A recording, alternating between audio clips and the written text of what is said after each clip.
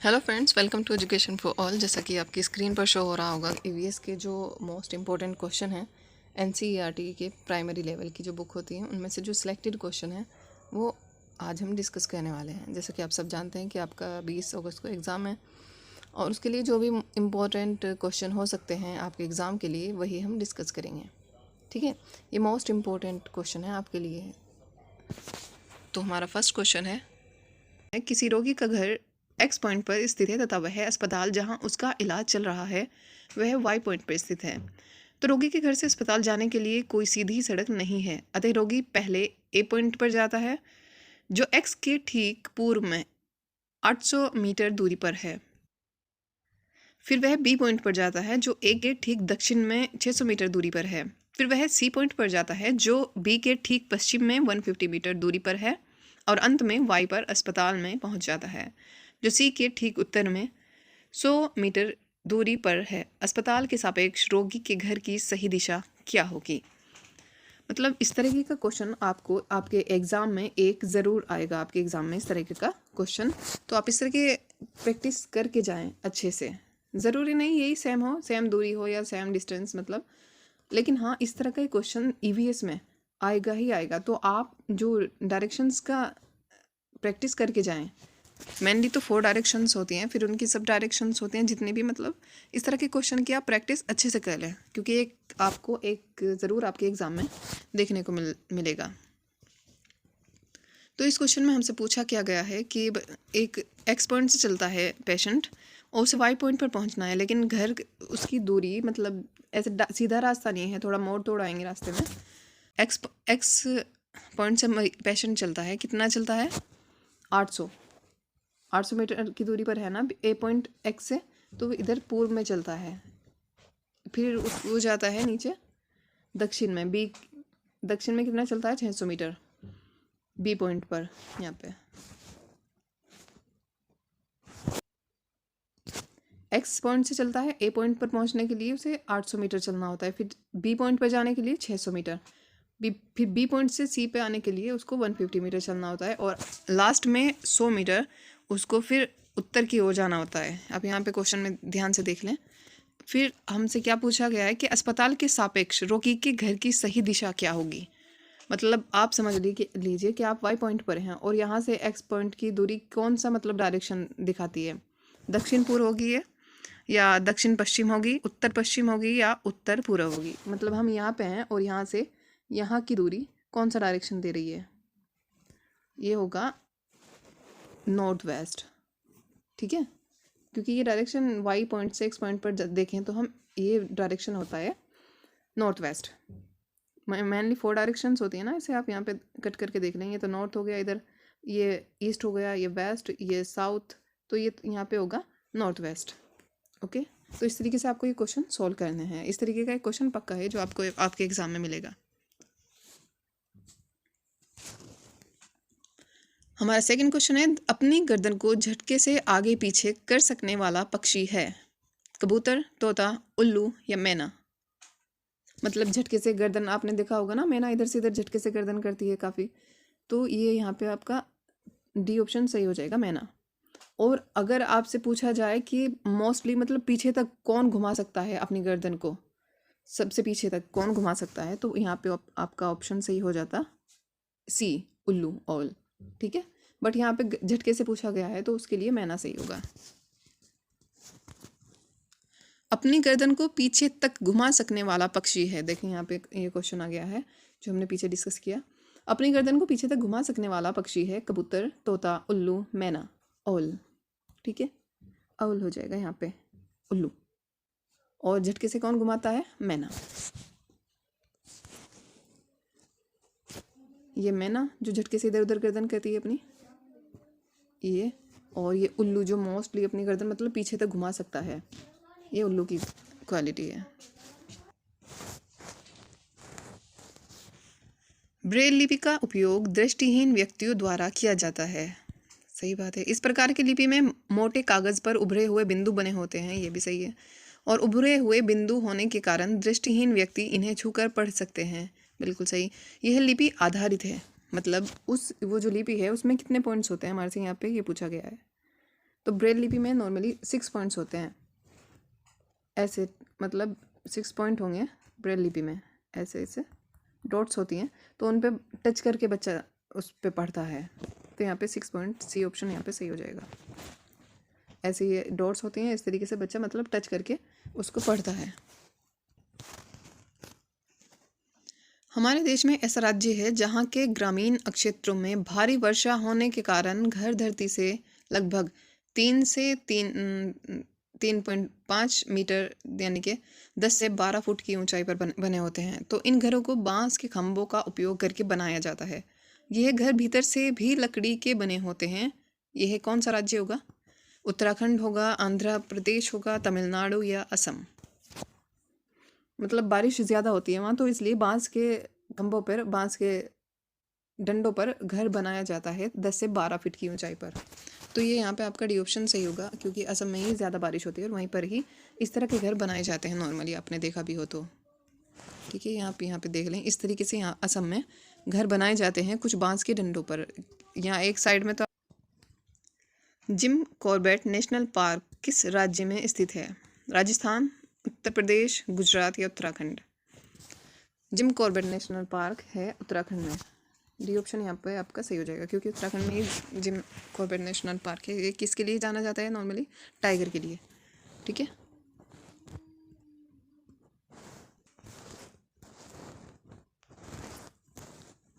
ये कुछ top 10 national park हैं इंडिया में। जिम कॉर्बेट यहाँ पे आप ऊपर देख सकते हैं, ये जिम कॉर्बेट नेशनल पार्क जो उत्तराखंड में है, और रणथंभौर नेशनल पार्क राजस्थान में है। यहाँ पे नॉर्मली आपसे एक तो जिम कॉर्बेट ही पूछा जा सकता है। एक गिर नेशनल पार्क है गुजरात में, गिर गुजरात। इससे गे से गे का साउंड आप कनेक्ट करके याद कर सकते हैं कि गिर कहाँ, गुजरात। ओके, और काजीरंगा नेशनल पार्क, ये भी इम्पोर्टेंट है, आप ये भी ध्यान रखिए कहाँ कि काजीरंगा कहाँ है। और सुंदरवन पश्चिम बंगाल में है, मतलब सुंदरवन का डेल्टा यहाँ पे ये इम्पोर्टेंट है। ठीक है, कुछ मोस्ट इम्पोर्टेंट नेशनल पार्क हैं, इसमें से कुछ ही मतलब 2-3 हैं जो आपसे पूछे जा सकते हैं आपके एग्जाम में, जो पहले पूछे जा चुके हैं, जैसे कि जिम कॉर्बेट, गिर नेशनल पार्क, या काजीरंगा किसके लिए फेमस है? एक सींग वाले गैंडे के लिए या किसके लिए? मतलब इस तरीके के क्वेश्चन आपके ईवीएस के सेक्शन में बनते हैं। लास्ट टाइम जो CTET का पेपर हुआ था मेरा, उसमें भी इससे रिलेटेड एक क्वेश्चन आया हुआ था नेशनल पार्क से। ओके, 3 विभिन्न स्थानों जहाँ की जलवायु एक दूसरे से अत्यधिक भिन्न है के मकानों के विवरणों पर विचार कीजिए। लेह लद्दाख में मकान पत्थर के 2 मंजिलों के बनाए जाते हैं। नीचे की मंजिल पर आवश्यकता का सामान और जानवरों को रखा जाता है। फर्श लकड़ी के और छत सपाट होती है। बी, मनाली हिमाचल प्रदेश में मकान बांसों के खंभों पर बनाए जाते हैं। मकानों को लकड़ी और पत्थर से बनाया जाता है। राजस्थान में गांवों के लोग मिट्टी के बने मकानों जिनकी छत कंटीली झाड़ियों की बनी होती है। इसमें कौन सा ऑप्शन सही होगा आपका? इनमें मकानों का सही विवरण है सी, ये क्योंकि वहाँ बहुत ज़्यादा गर्मी होती है ना, इसलिए वहाँ मिट्टी के घर बनाए जाते हैं। ठीक है, और ए ऑप्शन और डी, मतलब यहाँ पे आपका डी ऑप्शन सही हो जाएगा। ए और सी सही है यहाँ पे, क्योंकि लेह लद्दाख में मकान पत्थर के 2 मंजिले बनाए जाते हैं। नीचे के पोर्शन पे जानवरों को रखा जाता है और ऊपर इंसान रहते हैं। लकड़ी की छत होती है और सपाट, मतलब फर्श लकड़ी की और छत सपाट होती है। और ये जो मकान बांसों के बनाए जाते हैं ना, ये मनाली में नहीं, वहाँ बनाए जाते हैं असम में। ओके, नीचे दिए गए जीवों पर विचार कीजिए। घड़ियाल, कौआ, बत्तख, मछली, कछुआ, उसे चुनिए जो अन्य से भिन्न है। मतलब ऑड फाइंड आउट करना है इसमें, इस तरीके का भी क्वेश्चन आपके पेपर में आता है। और इसमें कौन सा ऑप्शन सही हो जाएगा यहाँ पे? एक कछुआ, मछली, कौआ या घड़ियाल। मतलब मछली, टोटोइज, फिश, क्रोकोडाइल, ये सब पानी में रहते हैं ना, तो क्रोई एक ऐसा इनमें है जो और है। ओके, जो इनसे भिन्न है। हाथियों के बारे में नीचे दिए गए कथनों पर विचार कीजिए। एक झुंड में 20 से 25 हथियां और बच्चे होते हैं। हाथी 4-5 वर्ष की आयु तक ही इस झुंड में रहते हैं। एक बड़ा हाथी एक दिन में 100 किलोग्राम से अधिक पत्ते और झाड़ियाँ खा लेता है। किसी हथनियों के झुंड में सबसे बुजुर्ग हथनी ही सभी फैसले लेती है। तो यहाँ पे कौन सा ऑप्शन सही हो जाएगा? हमसे पूछा क्या गया है, कथनों पर विचार करना है हमें, और इनमें जो सही है, जो कथन, इनमें जो कथन सही है उसे फाइंड आउट करना है। तो यहाँ पे आपका सी और डी ऑप्शन सही है। एक बड़ा हाथी एक दिन में 100 किलोग्राम से अधिक पत्ते और झाड़ियाँ खा लेता है। ठीक, ये सही बात है बिल्कुल। किसी हथनी में, झुंड में सबसे बुजुर्ग हथनी, हाँ मतलब फीमेल जो एलिफेंट होती है वही उसकी सरदार होती है, हेड होती है झुंड की। और मेल, नॉर्मली मेल जो एलिफेंट होते हैं वो इसमें झुंड में नहीं रहते हैं, सिर्फ फीमेल एलिफेंट रहती हैं। और जो हाथी बच्चे होते हैं सिर्फ वो इतने मतलब छोटे, कम उम्र होती है उनकी, इतने ही झुंड में रहते हैं। फिर वो झुंड छोड़ के चले जाते हैं और फिर हथनियाँ ही उसको, झुंड को देखती हैं। ओके। बिहार के लोगों के लिए मधुमक्खी पालन आरंभ करने की सर्वश्रेष्ठ अवधि है अक्टूबर से दिसंबर। ये तो कोई इसमें कंफ्यूजन होना ही नहीं चाहिए, क्योंकि इसका एक चैप्टर है पूरा आपके पेपर में, आपके एनसीईआरटी में थर्ड टू फोर्थ फिफ्थ की जो एनसीईआरटी है ना, उसमें इस तरह की एक क्वेश्चन, एक पूरा चैप्टर है मधुमक्खी से रिलेटेड। तो ये वहीं से क्वेश्चन उठाया गया है। किसी पर्यटक ने उडुपी से सूरत जाने के लिए 16/10/2021 को ट्रेन के डिब्बे में प्रवेश किया। यह ट्रेन उडुपी से 20:20 बजे चली और अगले दिन अर्थात 17/10/2021 को 16:20 बजे सूरत पहुंची। यदि इन दोनों शहरों के रेलवे स्टेशनों के बीच दूरी 1440 किलोमीटर है तो उस पर्यटक की यात्रा के बीच ट्रेन की औसत चाल थी। मतलब ये तो आपको थोड़ा मैथ का हो जाएगा, मतलब थोड़ा कैलकुलेट करना पड़ेगा। तो इस क्वेश्चन में, इस तरह के क्वेश्चन में आपको पूरा 1 मिनट लग जाएगा। इतना मुश्किल नहीं है, लेकिन हाँ 1 मिनट से कम नहीं लगेगा इस तरह के क्वेश्चन को सोल्व करने में आपको। और इस तरीके का क्वेश्चन आपके पेपर में बनता है, तो इस तरह की आप प्रैक्टिस करके जाएं अच्छे से, ताकि आप वहाँ कम टाइम में इसको अच्छे से सोल्व कर पाएँ। तो यहाँ पे तो सी ऑप्शन आपका सही हो जाएगा। ठीक है। यदि आप भारत के मानचित्र पर कोलकाता, पश्चिम बंगाल की राजधानी से चंडीगढ़ तक कोई सरल रेखा खींचें तो कोलकाता के सापेक्ष चंडीगढ़ की दिशा होगी ठीक पूर्व, ठीक पश्चिम, उत्तर पूर्व या उत्तर पश्चिम।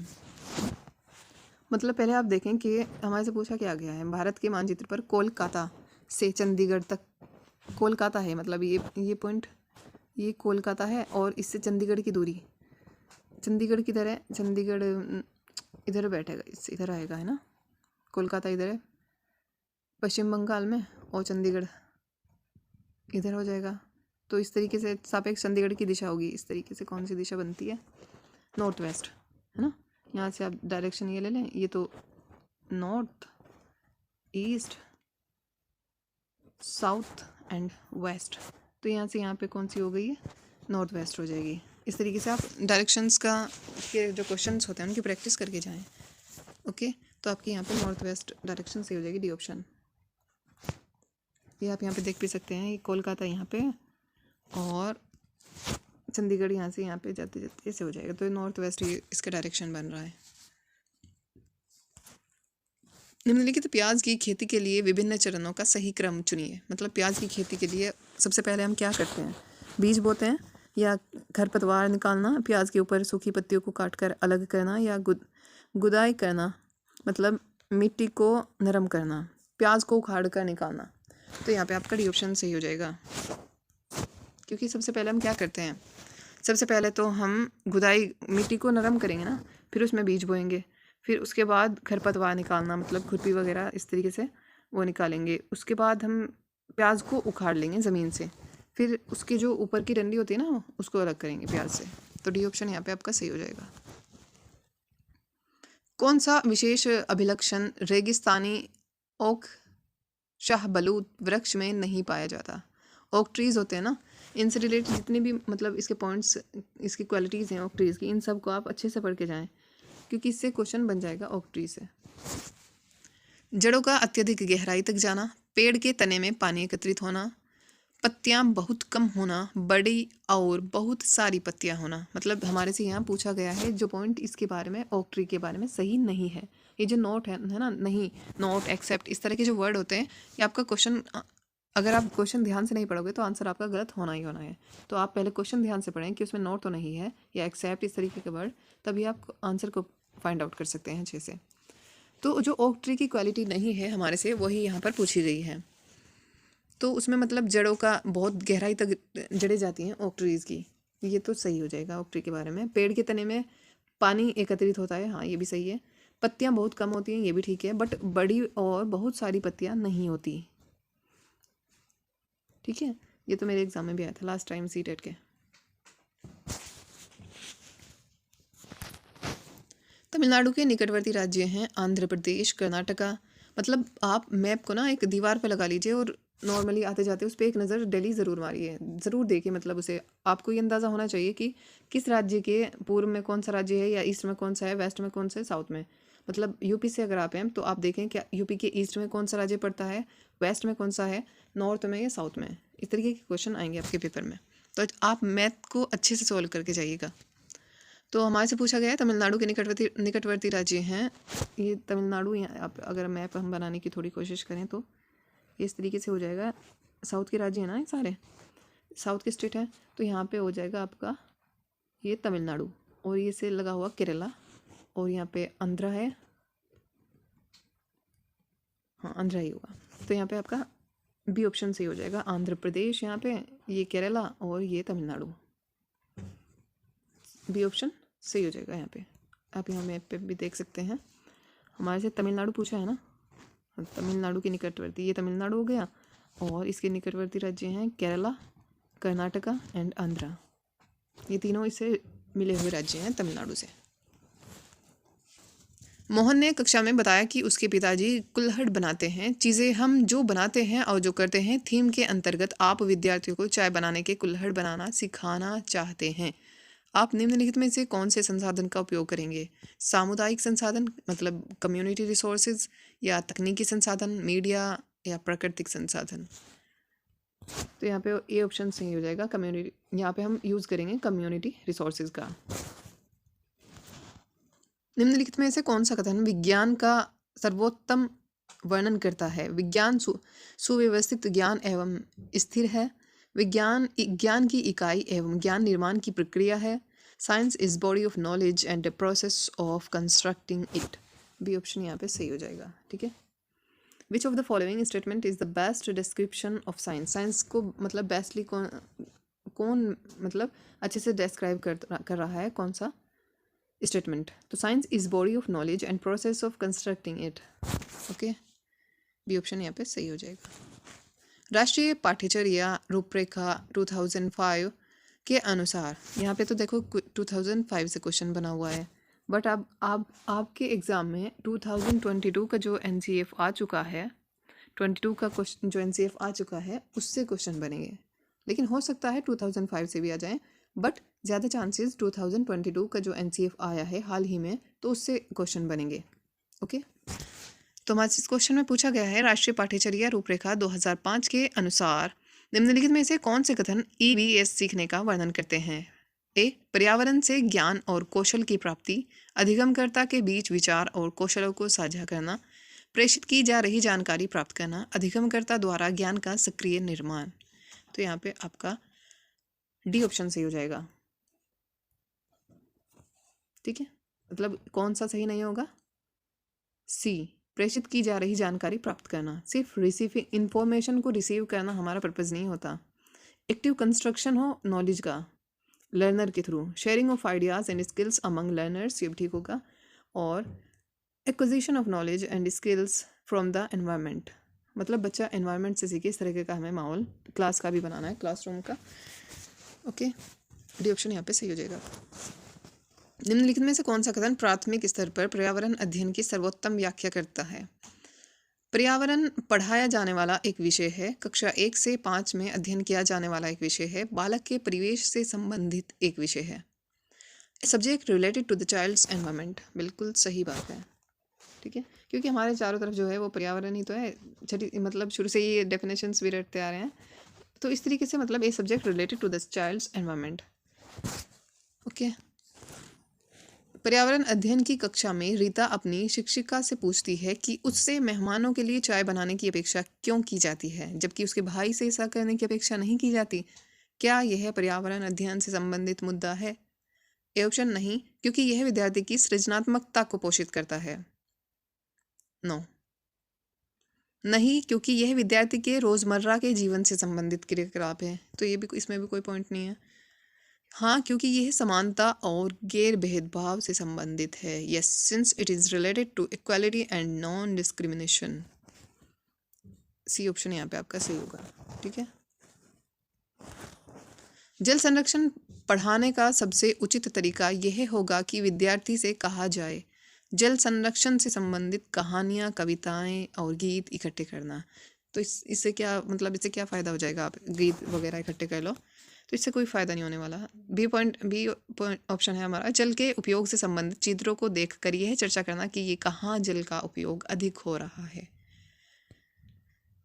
मतलब तो उससे जल का संचय नहीं, मतलब ये भी इतना खास पॉइंट नहीं है। सी ऑप्शन होगा, वे और उनके परिवार के सदस्य जल का उपयोग कैसे करते हैं इसका जल बजट बनाएं। बिल्कुल सही, क्योंकि ये लाइव एग्जाम्पल हो जाएगा ना, उससे बच्चे की लाइफ से रिलेटेड। बच्चा खुद करके देखेगा तो ये ज़्यादा वो अच्छे से सीख पाएगा। शैक्षिक भ्रमण के दौरान रात को जंगल से गुजरते हुए तीसरी कक्षा की एक विद्यार्थी आपका ध्यान किसी कीट की त्रित्री आवाज़ की ओर आकर्षित करते हुए पूछती है, यह क्या है? एक अन्य विद्यार्थी जवाब देता है, यह सितारों के चमकने की आवाज़ है। आप क्या करेंगे? विद्यार्थी को सही बताएंगे कि यह एक कीट की आवाज़ है। अन्य विद्यार्थियों से उनकी प्रतिक्रियाएं साझा करने को कहेंगे। बिल्कुल सही, बी ऑप्शन यहाँ पे सही हो जाएगा, क्योंकि मतलब इस तरीके से सब अपना पॉइंट रखेंगे ना उस टॉपिक पर, इस तरीके से सही सॉल्यूशन निकल के आएगा। ओके, यहाँ पे बी ऑप्शन सही हो जाएगा। पर्यावरण अध्ययन की पुस्तक में दिए गए प्रयोगों के परिणाम प्रयोग के अंत में दिए जाने चाहिए, जिससे विद्यार्थी उनकी पुष्टि कर सके।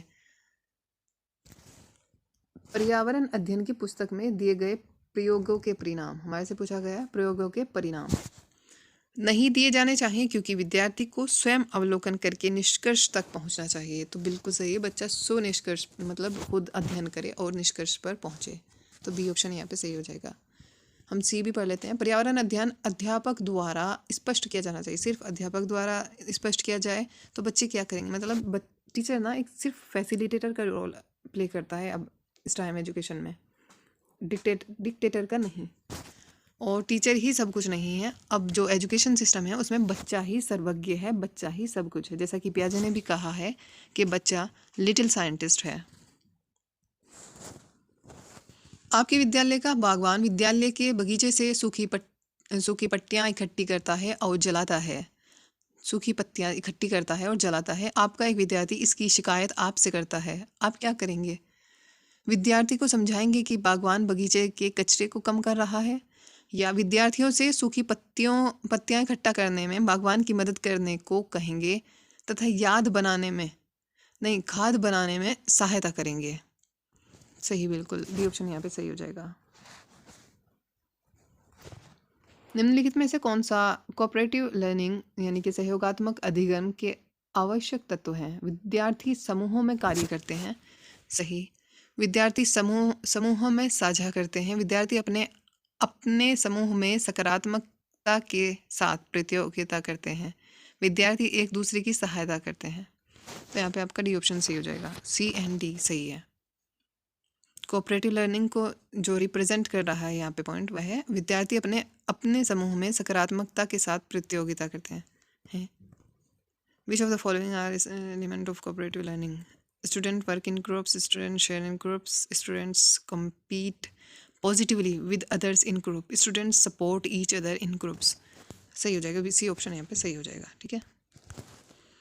कक्षा में अध्यापिका सभी विद्यार्थियों से पूछती है कि कपड़े कैसे धोए जाते हैं। विद्यार्थी जवाब देते हैं कि वे अपनी माताओं को विभिन्न तरीकों जैसे साबुन लगाकर, पत्थर पर कपड़े रगड़कर, धोने का लकड़ी का बैट से धोकर, ब्रश लगाकर और वॉशिंग मशीन से कपड़े धोते हुए दिखते हैं। तो निम्नलिखित में से कौन से कथन अध्यापिका द्वारा चर्चा करवाए जाने की सर्वोत्तम व्याख्या है? विद्यार्थी की सामाजिक असमानता को उजागर करने के लिए नहीं, विद्यार्थियों को घर के अनुभवों पर चिंतन करने के लिए प्रेरित करने हेतु, हाँ कह सकते हैं। कपड़े कैसे धोए जा सकते हैं इसके लिए विविध संदर्भ प्रदान करने के लिए, ये भी ठीक है। उन्हें कपड़े धोने की प्रक्रिया सिखाने के लिए। तो यहाँ पे आपका बी ऑप्शन सही हो जाएगा। बी, सी एंड डी सही है। ए ऑप्शन जो है वो सही नहीं है। असमानता को उजागर नहीं करना हमें। निम्नलिखित में से कौन से कथन रचनावादी कंस्ट्रक्टिविस्ट कक्ष में अध्यापक की भूमिका का वर्णन करते हैं? पढ़ना और ज्ञान की व्याख्या करना, विद्यार्थियों को ज्ञान निर्माण हेतु प्रेरित करना, बिल्कुल सही बी ऑप्शन। प्रश्न करना और व्याख्या करना, आस्क क्वेश्चन एंड एक्सप्लेन, विद्यार्थियों को व्याख्या करने हेतु प्रेरित करना।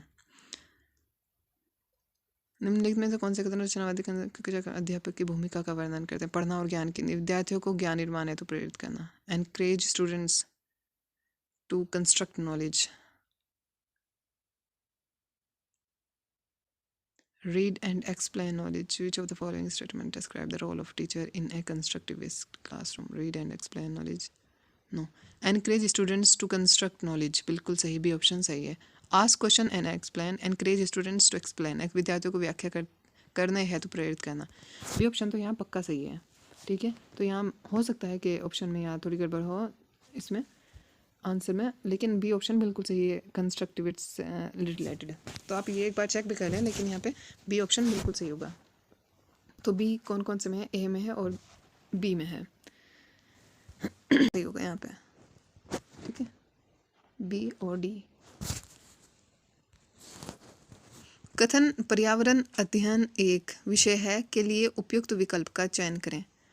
अंतःविषयक, मतलब डिसिप्लिनरी या इंटीग्रेटेड या सिंगल सब्जेक्ट। पर्यावरण एक ईवीएस इंटीग्रेटेड है, मतलब कई विषयों का एकीकृत हुआ है, ये इंटीग्रेशन है। ओके। अध्यापिका विभिन्न प्रकार के घोंसलों पर चर्चा कर रही है। वह विद्यार्थियों से उनके द्वारा देखे गए घोंसले के प्रकारों के बारे में पूछती है। एक विद्यार्थी कहता है कि कुछ दिन पहले एक चिड़िया ने उसके घर की बालकनी पर घोंसला बनाया था, लेकिन उसकी मम्मी ने यह कहकर उसे हटा दिया कि बालकनी टहनियों और चिड़ियों की बीट से गंदी हो रही है। अध्यापिका को क्या करना चाहिए? मतलब विद्यार्थी की मम्मी से बात करके उन्हें बताना चाहिए कि उन्होंने घोंसला हटाकर गलत किया, या विद्यार्थियों और उनके अभिभावकों के लिए कार्यशाला का आयोजन करके उन्हें समझाना चाहिए कि चिड़िया के घोंसले नष्ट क्यों नहीं किए जाने चाहिए। विद्यार्थियों को उनके अभिभावकों के साथ नज़दीकी पक्षी अभिभावक के अभ्यारण्य घूमकर पक्षी घोंसलों का अवलोकन करने के लिए कहना चाहिए। विद्यार्थियों से यह कहना चाहिए कि मम्मी ने सही किया क्योंकि चिड़िया नहीं, बी ऑप्शन यहाँ पे सही हो जाएगा। ठीक है, कार्यशाला का आयोजन करके उन्हें समझाना चाहिए कि चिड़िया के घोंसले नष्ट क्यों नहीं किए जाने चाहिए। मतलब से चिड़िया का घर तो टूट जाएगा ना, या तो उसके लिए कुछ कहीं और बनाए अगर वहाँ दिक्कत हो रही है। तो इस मतलब सेंसिटिव बनाना है बच्चों को, इससे रिलेटेड जो पॉइंट्स होते हैं। विद्यार्थियों को प्राकृतिक संसाधनों का संरक्षण के बारे में पढ़ाते हुए आपने कहा कि हमें चौराहे पर लाल बत्ती होने पर गाड़ी बंद कर देनी चाहिए। अगले दिन आपका एक विद्यार्थी कहता है कि उसके पापा ने उसका पालन नहीं किया। उस विद्यार्थी के पापा द्वारा किसकी उपेक्षा की जा रही है? सड़क सुरक्षा को सुनिश्चित किया जाना, ट्रैफिक नियम का पालन करना, पर्यावरण के लिए चिंतित होना, ईंधन का विवेकपूर्ण उपयोग करना। तो यहाँ पे आपका सी ऑप्शन सही हो जाएगा, सी एंड डी। क्वेश्चन है कक्षा 5 में पाठ किसके जंगल पर चर्चा करने के लिए अध्यापिका ने सूर्यमणि के सच्चे किस्से को सुनाया, जिसमें उसने एक केंद्र तोरांग की स्थापना की थी जो कि देखता था। मतलब तोरांग, आपसे ये भी पूछा जा सकता है कि तोरांग कुड़ुक लैंग्वेज में तोरांग को क्या बोलते हैं? जंगल को कुड़ुक लैंग्वेज में तोरांग बोलते हैं। आप ये छोटा सा पॉइंट याद रखना, हो सकता है इस तरीके से क्वेश्चन आ जाए, क्योंकि कुड़ुक एक लैंग्वेज है जिसमें जंगल को तोरांग बोला जाता है। और यहाँ पे जो सही क्वेश्चन ऑप्शन हो जाएगा आपका ज़मीन और जीविका की समस्याएं ए, एंड कुड़ुक संस्कृति की समस्याएं डी। ए और डी, सी ऑप्शन यहाँ पे आपका सही हो जाएगा। ओके। निम्नलिखित में से किससे सहयोग भावना से कार्य करने का अभिप्राय सीखा जा सकता है? परिवार, खेल और परिवार, समाज और खेल। सी ऑप्शन सही हो जाएगा, क्योंकि मतलब सही एक टीम वर्क की जो भावना है वो आपको फैमिली से मिलती है, सोसाइटी में भी आप मतलब टीम में ही कार्य करते हो, सहयोग की भावना डेवलप होती है। और स्पोर्ट्स में भी खेलते हुए भी आप देखते होगे एक मतलब अच्छा माहौल सा बनता है कि मतलब बच्चे आपस में सहयोग की भावना से खेलते हैं। ओके। निम्नलिखित में से कौन सा सामाजिक कीट नहीं है? चींटियाँ तो सामाजिक कीट हैं, क्योंकि आपने देखा होगा चींटियाँ एक के पीछे एक चलती है ना वो लाइन सी में। तो आप ये ऐसे भी आपसे क्वेश्चन बन सकता है कि चींटियाँ कैसे फॉलो करती हैं दूसरी चींटी को पीछे से? तो चींटी ना एक स्मेल से छोड़ती जाती है, जिसको फॉलो करते हुए दूसरी चींटी उसको मतलब उसको फॉलो करती है। ओके। तो मतलब चींटी स्मेल छोड़ती है, उस स्मेल को मतलब सूंघते हुए दूसरी चींटी उसको फॉलो करती है। तो इस तरीके से भी चींटी से क्वेश्चन बन जाता है। तो ये तो सामाजिक है, क्योंकि चींटियाँ ग्रुप में रहती हैं। दीमक भी ग्रुप में रहता है, क्योंकि आपने देखा होगा दीमक मतलब एक जगह को बहुत सारी रहती है ना, तो वो सामाजिक है। और भृंग एक ऐसा जीव है जो ग्रुप में नहीं रहता, जो सामाजिक नहीं है। यहाँ पे भृंग आपने देखा होगा ना, ये अलग अलग रहता है। और ये मतलब अच्छा अगर काट ले तो काफ़ी दर्द भी होगा। तो यहाँ पे सी ऑप्शन आपका सही हो जाएगा। हनी बी भी देखा होगा, मधुमक्खी छत्ते में रहती हैं, काफ़ी मधुमक्खी होती हैं, तो ये तो सोशल है। तो यहाँ पे भृंग बीटल सही ऑप्शन हो जाएगा। वलसाड शहर हैदराबाद शहर तेलंगाना राज्य के सापेक्ष किस दिशा में है? मतलब मैप को ना आप अच्छे से सॉल्व करके जाएं, क्योंकि 1 से 2 क्वेश्चन आपको ईवीएस में मैप से ज़रूर मिलेंगे। आप चाहें तो मैप को एक दीवार पर लगा लीजिए, या अगर आप एक हाउस वाइफ हैं तो आप किचन में मोस्टली आपका वक्त लगता होगा, क्योंकि आप एक किचन में की दीवार पर भी लगा लीजिए मैप। आप मतलब इधर से जाते हुए मतलब उस पर एक नज़र डेली ज़रूर। तो यहाँ पे दक्षिण में ये तेलंगाना हो जाएगा। तो ये कौन सा डायरेक्शन बनता है? ऐसे मेनली तो 4 डायरेक्शन है ना, ऐसे east, west, north north and south, ठीक है। और यहाँ पे कौन सा डायरेक्शन बन रहा है ऐसे? तो ये है नॉर्थ वेस्ट। यहाँ पे डी ऑप्शन आपका सही हो जाएगा। आप ऐसे मतलब मैप को अच्छे से सॉल्व करके जाएं, क्योंकि इससे रिलेटेड आपको वीडियो मिल जाएगी यूट्यूब पे। आप सर्च करें टॉपिक वाइज, आप जितने भी टॉपिक्स हैं, क्योंकि सिलेबस गिवन है सीटेट में, आप उसको टॉपिक वाइज यूट्यूब से सर्च कर लीजिए। काफ़ी हेल्प मिलेगी आपको यूट्यूब से, क्योंकि मैंने लास्ट टाइम दिया था ना, तो मुझे काफ़ी हेल्प हुई थी, और मैंने मतलब ऐसे ही तैयारी की थी। तो यहाँ पे आपका डी ऑप्शन सही हो जाएगा। ये आप मैप में भी देख लें कि यहाँ पे तो है, ये तो तेलंगाना हैदराबाद हो गया यहाँ पे। और हमारे से क्या पूछा गया था कि वलसाड़ यहाँ है गुजरात में, यहाँ से चलती है ट्रेन। तो ये कौन सा डायरेक्शन पड़ता है? मतलब यहाँ से आप जाओगे तो पहले नॉर्थ में जाओगे, फिर इधर वेस्ट में, तो नॉर्थ वेस्ट। ओके, तो इस तरीके से मैप ना आप अपने घर में ज़रूर ला के लगाएं। इससे बहुत आपको देख लेना, आप जब एग्ज़ाम दोगे ना, आपको 1 से 2 क्वेश्चन मैप से ज़रूर मिलेंगे, ठीक है। निम्नलिखित में से कौन सी मुद्रा अबू धाबी में प्रचलित है? अबू धाबी में मतलब कौन सी मुद्रा चलती है? अबू धाबी डॉलर तो यूएसए में चलता है ना। और रुपया इंडिया में चलता है। दिरहम चलता है अबू धाबी में, यूएई में, ठीक है। टका कहाँ चलता है? बांग्लादेश में, बांग्लादेश में चलता है टका। ओके, दिरहम यहाँ पे सी ऑप्शन आपका सही हो जाएगा। यूएई में चलता है दिरहम। ये आप यहाँ पे इसका फ़ोटो देख सकते हैं, Central Bank of the United Arab Emirates. ये 50 दिरहम्स हैं वहाँ के, ये वहाँ के बादशाह हैं।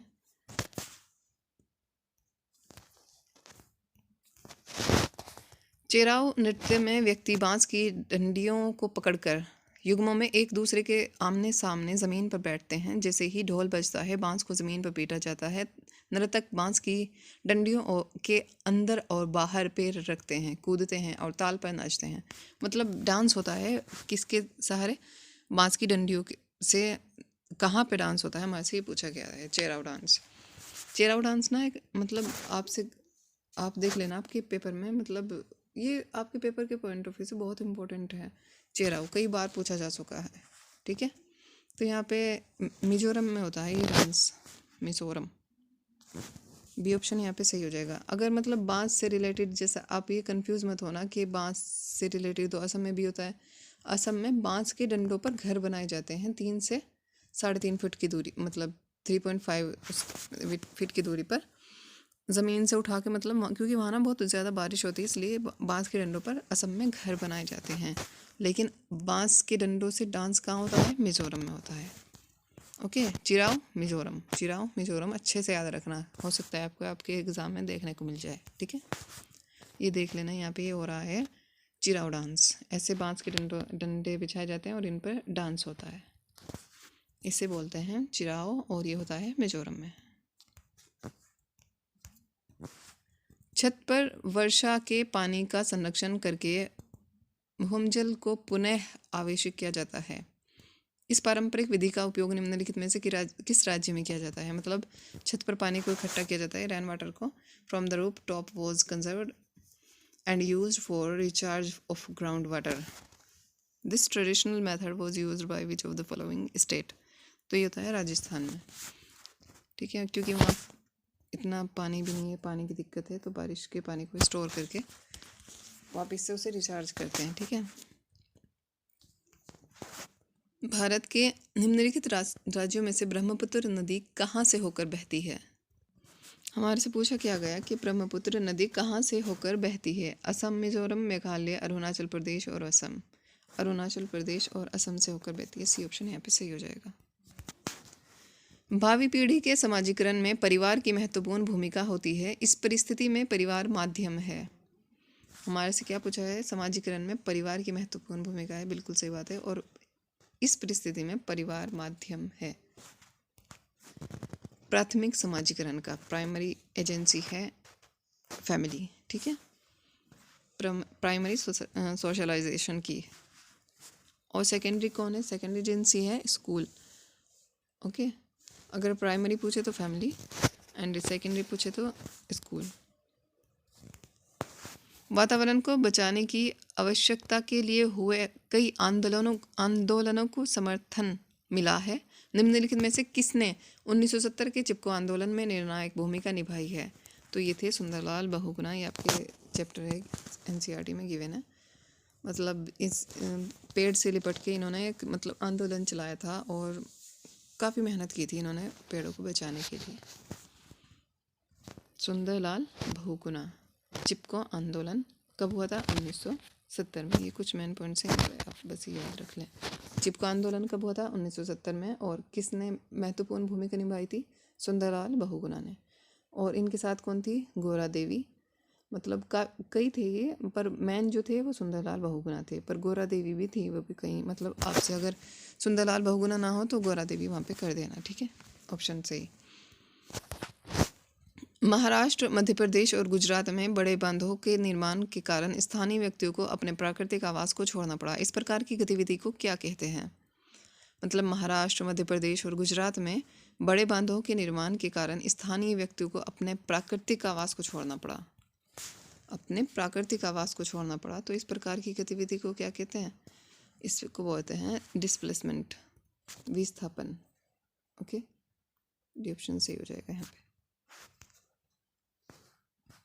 हमें पके हुए भोजन को खुला या बिना फ्रिज में रखे लंबी अवधि के लिए नहीं छोड़ना चाहिए। निम्नलिखित में से कौन सा कारक पके हुए भोजन को बेकार करने के लिए जिम्मेदार है? कीट, विषाणु, फफूंद या जीवाणु? बैक्टीरिया है, तो सबको बच्चे को पता होगा बैक्टीरिया, ठीक है।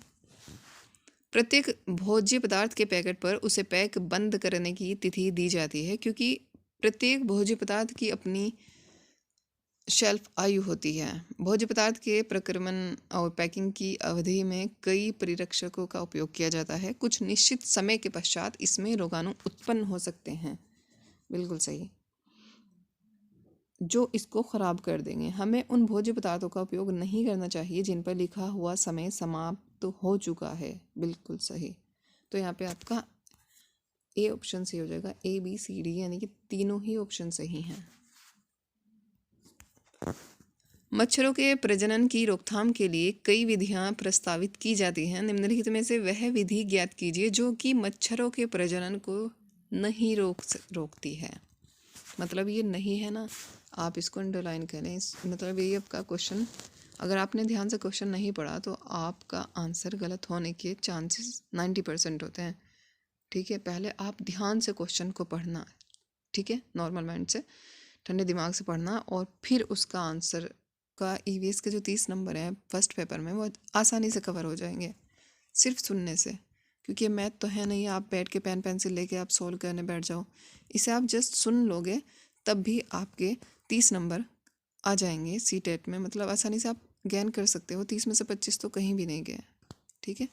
बस आपको अच्छे से प्रैक्टिस करनी है और पेपर को कूल माइंड के साथ अटैम्प्ट करना है। कोई जल्दी हड़बड़ाहट नहीं। मतलब आप जितना पढ़ लिया है आपने एग्ज़ाम सेंटर में एंटर होने से पहले, आप बिल्कुल कूल हो जाओ। फिर ऐसा नहीं कि हाँ मैं कर नहीं पाऊँगा या ऐसे कैसे, बस जो है मतलब आज है और आज मतलब मैं बेहतर कर सकता हूँ, ये एक पॉजिटिव सोच के साथ आपको एग्ज़ाम हॉल में जाना है। ठीक है, तो यहाँ पे हमारा कौन सा ऑप्शन सही हो जाएगा? जो मतलब प्रजनन को नहीं रोकती है। कूलर के पानी को सप्ताह में कम से कम 2 बार बदलें, ये तो ठीक बात है। तालाब और पानी इकट्ठा होने वाले स्थानों में मछली डालें जो कि मच्छरों के लार्वा को खा लें। मच्छरदानी का प्रयोग करें, यूज़ ऑफ मस्कीटो नेट्स। तो यहाँ पे आपका सी ऑप्शन सही हो जाएगा। दस्त के रोगियों को चिकित्सक परामर्श देते हैं वे अधिक मात्रा में उबाल कर ठंडा किया हुआ पानी जिसमें चुटकी भर नमक व थोड़ी सी चीनी मिला हो पिएं, क्योंकि केवल चीनी वाला पानी आंत नहीं सोख सकती है। चीनी और पानी वाला सम्मिश्रण सरलता से सोखा जा सकता है, उबालने पर पानी जीवाणु रहित हो जाता है। हाँ, तो सी ऑप्शन तो बिल्कुल सही है। तो मतलब सब जानते हैं, बच्चे को पता होगा, उबालने से जीवाणु रहित हो जाता है पानी। और चीनी और पानी वाला सम्मिश्रण सरलता से सोखा जा सकता है, ये भी ठीक है। और केवल चीनी वाला पानी आंत नहीं सोख सकती, ये आपका यहाँ पे ऑप्शन सही हो जाएगा। ठीक है, इसको आप एक बार चेक भी कर लेना, थोड़ा इसमें शायद कहीं डाउट हो कहीं ना कहीं, तो आप इसको खुद से भी देख लेना। कक्षा 3 में हमारा भोजन नामक अध्याय को पढ़ाते समय शिक्षक जोसेफ विद्यार्थियों से आपस में चर्चा करने को कहते हैं कि उन्होंने कल क्या खाया था। इस चर्चा का क्या उद्देश्य है? अपने साथियों से साझा करना कि उन्होंने क्या खाया। भोजन की विविधता के पहलुओं को साझा करना, बिल्कुल सही। Sharing aspects on food diversity, मतलब अलग अलग जगह के बच्चे होंगे, अलग अलग उन्होंने चीज़ें खाई होंगी, फिर वह डिस्के से खाना खाया जाता है। जैसा कि ढोकला कहाँ का फूड है, या भारत की कौन सी मिठाई है, जैसे जलेबी, नेशनल स्वीट जलेबी, इस तरीके से मतलब कहाँ क्या खाया जाता है, इस तरीके से विविधता को दर्शाया जा सकता है इसे। ठीक है, कक्षा 4 5वां अध्याय अनीता एवं मधुमक्खियाँ में अनीता खुशवाहा नाम की एक लड़की की सच्ची कहानी है, जिसमें उसका वर्णन एक बालिका सितारा के रूप में उजागर किया गया है। इस प्रकार की पहल का सर्वाधिक उपयुक्त उद्देश्य क्या है? मतलब कक्षा 4 की आपने एनसीईआरटी तो पढ़ी होगी, आपको चैप्टर के नाम भी पता होने भी चाहिए, क्योंकि एनसीईआरटी आपको अच्छे से पढ़नी चाहिए। अगर आप तो उसमें इस प्रकार की पहल का सर्वाधिक उपयुक्त उद्देश्य क्या है? तो हमारे यहाँ पे यह दर्शाना कि नारी शक्ति बालिका शक्ति किस प्रकार गतिशील है और समानता एवं सशक्तिकरण को प्रदर्शित करती है। बी ऑप्शन बिल्कुल सही है यहाँ पे। कक्षा 4 के अध्याय दुनिया मेरे घर में नामक कहानी अक्षय के बारे में है। ये भी मतलब क्लास 4 से ही है और उसमें चैप्टर है दुनिया मेरे घर में। ठीक है, नामक कहानी अक्षय के बारे में है। अक्षय को उसका पात्र है जो बताता है कि कैसे उसकी दादी उसे अनिल के घर कुछ भी खाने या पीने के लिए मना करती है। इस कहानी में बच्चों को कौन सी महत्वपूर्ण शिक्षा मिलती है? हमारे समाज में समानता और सामंजस्य का अस्तित्व, जाति भेदभाव एवं अस्पृश्यता का अस्तित्व। बी ऑप्शन यहाँ पे आपका सही हो जाएगा। अनटचेबिलिटी से रिलेटेड है आपका चैप्टर। ठीक है, existence of caste discrimination and untouchability. निम्नलिखित में से कौन सा कथन ईवीएस में सहपाठी आकलन को परिभाषित करता है? यह शिक्षा एवं ज्ञानवर्धन पर विद्यार्थी के स्वयं के आकलन पर केंद्रित करता है। सहपाठी आकलन मतलब पीयर असेसमेंट की बात हम यहाँ पे पूछी जा रही है। पीयर असेसमेंट, ग्रुप असेसमेंट, इस तरीके से मतलब सी ऑप्शन यहाँ पे आपका सही है। विद्यार्थियों पर केंद्रित होता है जब वो दूसरे विद्यार्थियों का आकलन जोड़ों में या समूह में कर रहे हों। मतलब पीयर असेसमेंट में पीयर ही मतलब आपका क्लास सहपाठी ही आपको असिस्ट करता है। ठीक है, टीचर आपको असिस्ट नहीं करते, आपका पीयर ग्रुप ही आपको असिस्ट करते हैं। पीयर असिस्टमेंट में मैं मतलब टीचर इन्वॉल्व नहीं होते। अगर ग्रुप असेसमेंट की यहाँ बात होती है तो उसमें टीचर और ग्रुप बच्चे सब इन्वॉल्व होते हैं, बट पीयर असेसमेंट में सिर्फ पीयर ग्रुप ही होते हैं, आपके सहपाठी ही होते हैं, उसमें टीचर इन्वॉल्व नहीं होते। ये छोटा सा पॉइंट है, आप याद रखें। तो यहाँ पे आपका सी ऑप्शन सही हो जाएगा। कक्षा 3 के अध्याय हम चीज़ें कैसे बनाते हैं में दीपावली की कहानी किस पर केंद्रित है। मतलब कक्षा 3 का में चैप्टर है हम चीज़ें कैसे बनाते हैं, उसमें दीपावली की जो कहानी है वो किस पॉइंट पर केंद्रित है, किस मतलब शारीरिक श्रम की मर्यादा की अवधारणा, समान कार्य के लिए समान पारिश्रमिक वेतन की अवधारणा, घरेलू कामकाज में लिंग संबंधी भेदभाव की अवधारणा। बिल्कुल सही सी ऑप्शन। आपने अगर चैप्टर पढ़ा भी होगा तो आपको पता होगा ये। द कॉन्सेप्ट ऑफ जेंडर बाइस in house hold work. Gender बाइस, जेंडर स्टीरियोटाइप, ठीक है, इस तरीके से कुछ वर्ड्स हैं ये आपको मतलब स्टीरियोटाइप, ये आपको मतलब अच्छे से समझ में आने चाहिए। मौखिक इतिहास समाज के विशिष्ट समूहों के अनुभवों का समन्वय करने का महत्वपूर्ण साधन है। मौखिक इतिहास समाज के विशिष्ट समूहों के अनुभवों का समन्वय करने का महत्वपूर्ण साधन है। इस संदर्भ में इंगित कीजिए कि कौन सा कथन इसके उपयोग को सबसे अच्छी तरह दर्शाता है। किसके? मौखिक इतिहास के। ठीक, यहाँ पे शिक्षक छात्रों को भारत की स्वतंत्रता से संबंधित ऐतिहासिक तथ्यों को मौखिक रूप से याद करने को कहते हैं। सिर्फ याद करने को नहीं कहना, ठीक है। आखिरी मतलब बच्चे उसको याद करने से क्या होगा। शिक्षक छात्रों से भारत के इतिहास का मौखिक प्रस्तुतिकरण करने को कहते हैं। शिक्षक अपने छात्रों से उनके दादा दादी नाना नानी के स्वतंत्रता संग्राम के अनुभवों को एकत्र करने को कहते हैं। बिल्कुल सही, क्योंकि ईवीएस में इसको मतलब लाइफ, बच्चे की लाइफ को उसके नॉर्मल लाइफ से मतलब कनेक्ट करना है, यानी किताब इनसे दूर लेके जाना है, रोट लर्निंग से। ओके, रियल अनुभव देने हैं ना बच्चे को। अब इसी पे एनपी भी मतलब इस एनपी में भी यही गिवन है। तो स्थान विशेष को समझने के लिए बच्चों को मानचित्र बनाने की कला का ज्ञान आवश्यक है। प्रस्तुत वाक्यों में से कौन सा मानचित्र के बारे में सही है? मानचित्र सदैव यह मानकर बनाया जाता है कि व्यक्ति किसी स्थान को जमीन से देख रहा है। अच्छा, वस्तुओं, दीवारों, सड़कों आदि के लिए हम चिन्हों का प्रयोग करते हैं। राइट। मानचित्र में उत्तर दिशा सदैव सबसे ऊपर के हाशिए पर होती है। सही। तो यहाँ पे आपका बी ओ डी ऑप्शन सही हो जाएगा। ठीक है, बी ऑप्शन सही है यहाँ पे। निम्नलिखित में से कौन सा साधन जल के अभाव एवं इसका किसी क्षेत्र पर पड़ने वाले प्रभाव की चर्चा का सर्वोत्तम माध्यम है? पाठ्यपुस्तकें, श्रव्य साधन, विश्वकोश या समाचार पत्र की reports, newspaper reports. D option सही हो जाएगा। विद्यार्थियों के ईवीएस सीखने के संदर्भ में निम्नलिखित में से कौन सा कथन सही है? क्या पूछा है? जो ऑप्शन सही है। ठीक है, ईवीएस के सीखने के संदर्भ में कौन सा कथन सही है? विद्यार्थी रिक्त पात्र अथवा कोरे कागज की भांति होते हैं जिनको जानकारी व ज्ञान से भरना होता है, जो एक विद्यालय ही दे सकता है। नहीं, ऐसा नहीं है। ऐसा कोरा कागज कहा है, किसने कहा है?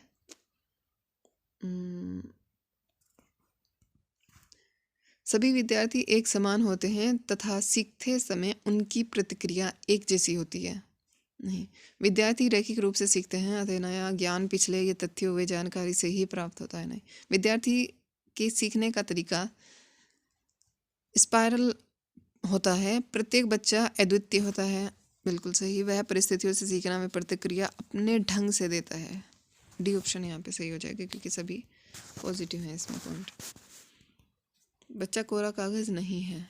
ठीक है, विद्यार्थियों के सीखने का मूल्यांकन करने के लिए फाइल या पोर्टफोलियो एक महत्वपूर्ण उपकरण है। निम्नलिखित में से कौन सा वाक्य पोर्टफोलियो को सर्वाधिक उपयुक्त तरीके से परिभाषित करता है?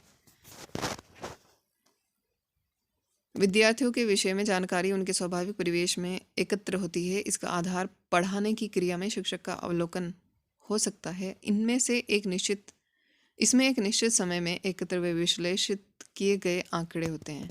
तो यहाँ पे आपका डी ऑप्शन सही हो जाएगा। यहाँ पे एक निश्चित समय में विद्यार्थी के कार्यों को एकत्र करना, अधिकतर दिन प्रतिदिन के कार्य या विद्यार्थी के सर्वोत्तम कार्य को चुन लेना है। कक्षा में विरोध की परिस्थिति अक्सर उजागर होती है जब कोई छात्र किसी सामाजिक सांस्कृतिक विषय पर चर्चा प्रारंभ करता है, तब एक शिक्षक के रूप में आपकी क्या प्रतिक्रिया होगी?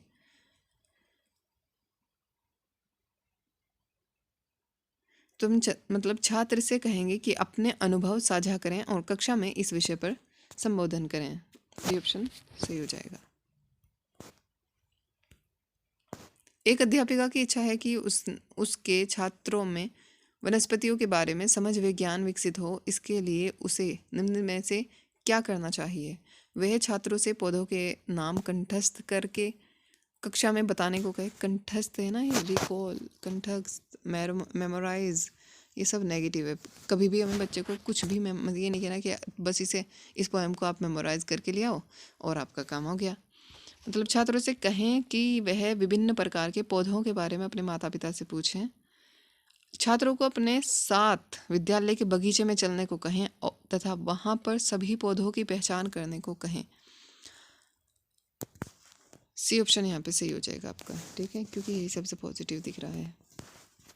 कक्षा 3 के छात्रों को संचार के माध्यम विषय पढ़ाते समय फराह अपने छात्रों में अन्वेषण को प्रोत्साहित करने के लिए निम्नलिखित में से कौन सी नीतियों का उपयोग करेगी?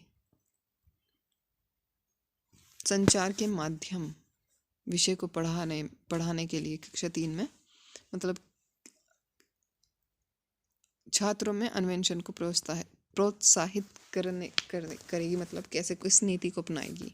फरहा जो कि टीचर हैं, छात्रों से कहेंगी कि वे संचार के माध्यमों के चित्र एकत्र करें, वे उन्हें वर्गीकृत करें। हाँ, कहीं ना कहीं कह सकते हैं। संचार के माध्यमों पर एक वीडियो दिखाएंगी। सिर्फ वीडियो दिखा देना कहीं ना कहीं पॉजिटिव नहीं लगता। छात्रों से कहेंगी कि वे संचार के माध्यमों पर अपने अनुभव बताएं एवं उन पर चर्चा करें। सही, यहाँ पे आपका ए भी सही है और सी ऑप्शन भी सही है। तो यहाँ पे ए और सी कहाँ पे है? सी ऑप्शन यहाँ पे आपका सही हो जाएगा, ए और सी। कक्षा 3 के अध्याय ऊंची उड़ान, मतलब कक्षा 3 में आपका अध्याय है ऊंची उड़ान। उसमें पक्षियों के विषय पर चर्चा करते हुए शिक्षक टीना छात्रों से कहती है कि वे अपने आसपास पक्षियों व उनकी विशेषताओं का अवलोकन करें। इस क्रियाकलाप का लक्ष्य है छात्रों में पक्षियों से संबंधित जानकारी का आधार विकसित करना, छात्रों में पक्षियों के बारे में ज्ञान का आधार विकसित करना या छात्रों में पक्षियों के प्रति रुचि विकसित करना। बिल्कुल, development interest of student in birds, C option. और इस तरीके से उनकी ऑब्जर्वेशन स्किल भी डेवलप होगी उनमें। वे मतलब ऑब्जर्व करके कुछ नया सीख पाएँ, अपने चारों तरफ जो उनके है उसे मतलब खुली आंखों से देख पाएँ, हाँ ये ऐसे है, और उन मतलब इस तरीके की स्किल, ऑब्जर्वेशन की स्किल डेवलप हो। तो हमारा आज का लास्ट क्वेश्चन है, सीमा एक ईवीएस अध्यापिका छात्रों को अपने आसपास की वस्तुओं को संग्रहित करने के लिए कहती है। मतलब जो उनके बच्चों के चारों तरफ जो चीज़ें हैं उनको संग्रहित करने के लिए कहती है। उन वस्तुओं जैसे धातु का पेन, स्टील की चम्मच, प्लास्टिक की चम्मच आदि को पानी की बाल्टी में डालकर देखें कि वे तैरती हैं अथवा डूबती हैं। ठीक है। छात्रों ने पूछा कि स्टील की चम्मच क्यों डूबी और प्लास्टिक की चम्मच क्यों तैरती रही। वे छात्रों को घनत्व के बारे में बताना आवश्यक नहीं समझती क्योंकि वे घनत्व का प्रत्यय याद नहीं रख पाएंगे। वे घनत्व की वैकल्पिक अवधारणाएं बना लेंगे। बिल्कुल सही, ठीक है। यहाँ पे आपका पी ऑप्शन सही हो जाएगा। तो आज ये हमने डिस्कस कर लिए हैं ईवीएस के 30 क्वेश्चन। आई होप आपकी समझ में आ गए होंगे, क्योंकि सीटेट में इस तरीके के क्वेश्चन ही बनते हैं। मतलब असर्शन रीज़न के क्वेश्चन ज़्यादा बनते हैं, इसमें इस तरह के भी मतलब इंक्लूडेड हैं। तो आप अच्छे से इनकी प्रैक्टिस कर लीजिए और एक मतलब जो मैंने बताया था कि थियोरी को आप सिर्फ सुन लीजिए ईवीएस की कोई वीडियो डाउनलोड करके जो आपको ऐसा लगे कि आपके लिए बेनिफिशियल है, और मतलब कंप्लीट ईवीएस आपको एक वीडियो में मिल जाए अगर उसकी समरी, तो आप उसको सुन लीजिए डाउनलोड करके, ठीक है। तो आज के लिए इतना ही। Take care, bye bye.